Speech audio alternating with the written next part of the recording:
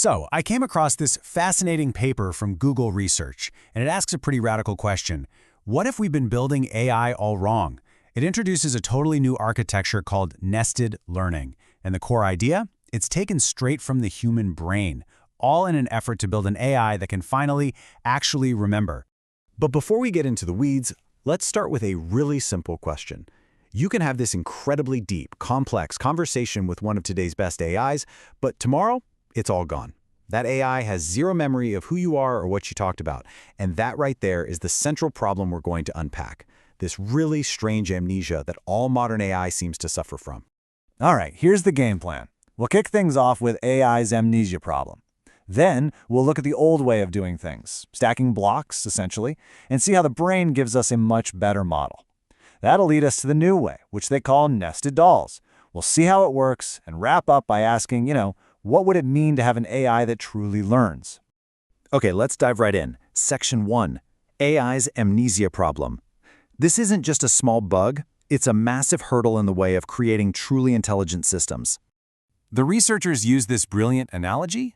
They compare the state of current AI to a real human condition called Anterograde Amnesia.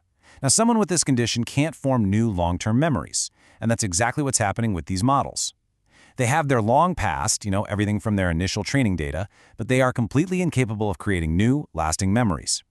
Every single conversation, every new piece of info you give it, just vanishes the second that session ends. So why does this happen? Well, to get that, we've got to look at how we build AI right now. Let's just call it the old way. For years, the main way to build a deep learning model has been to think of it like a Lego tower. You just stack layers of neurons, one on top of the other. And hey, the more layers you add, the more powerful the model gets. It's given us amazing results, for sure, but the end product is fundamentally static. It's rigid once it's built. And that stiffness, that rigidity, leads to some really big problems. The paper points out that just throwing more layers at a model doesn't always make it smarter. The training process itself can get stuck, and here's the big one. The model is just awful at adapting to new tasks or learning continuously. It's built for a single moment in time, and that's it. So how do these things even learn in the first place? Well, they use a tool called an optimizer. You've probably heard of Adam. The best way to think about an optimizer is like the foreman on a construction site. During training, it spots the model's mistakes and figures out how to tweak the connections to do better. But here's the brilliant insight from the paper. The optimizer isn't just a tool, it's actually a memory system. The catch, it's a memory system that only remembers the blueprint. It only remembers how the building was put together, not any of the experiences that happen inside it later.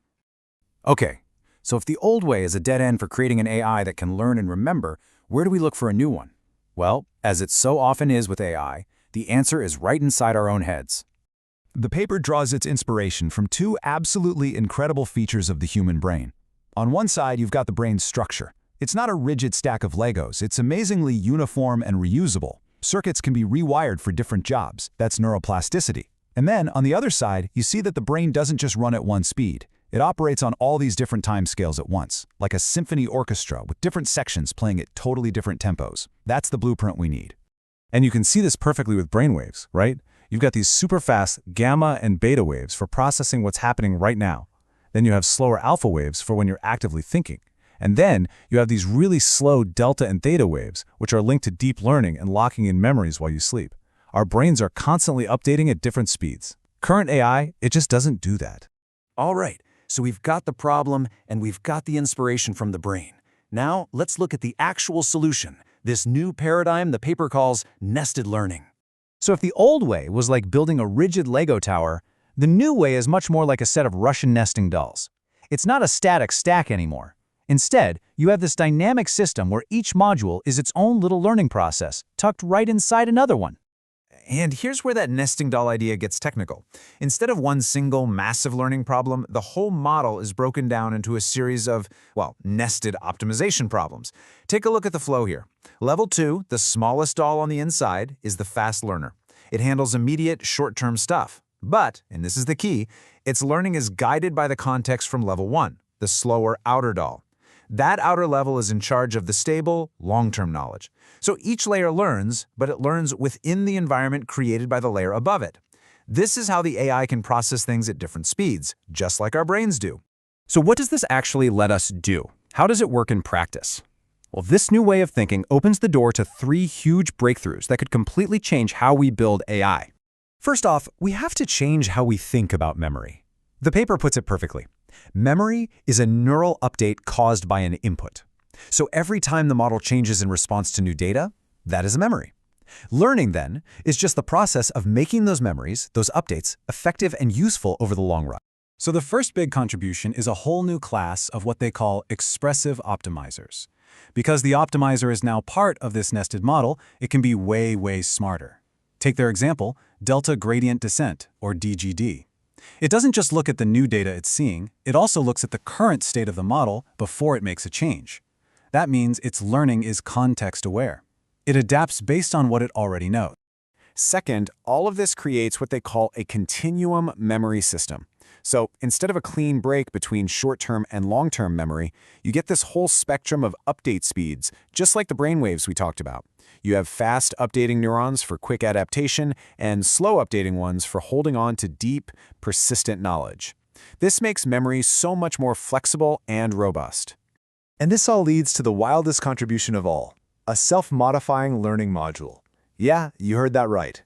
Because the learning rules themselves are nested inside the model, the system can actually learn to change its own algorithms for learning.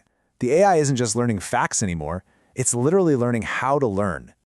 So what's the big picture here? What does all this really mean for the future of AI? Where is this all heading? Here's the most important takeaway.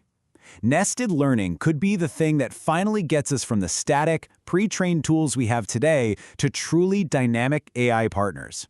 Just imagine an AI that doesn't just know what it was taught a year ago in training. Imagine one that learns from every single conversation, that remembers what you like, and that actually grows its knowledge right alongside you. And this isn't some far-off sci-fi dream. This is the cutting edge of research laid out right here in this paper from Google.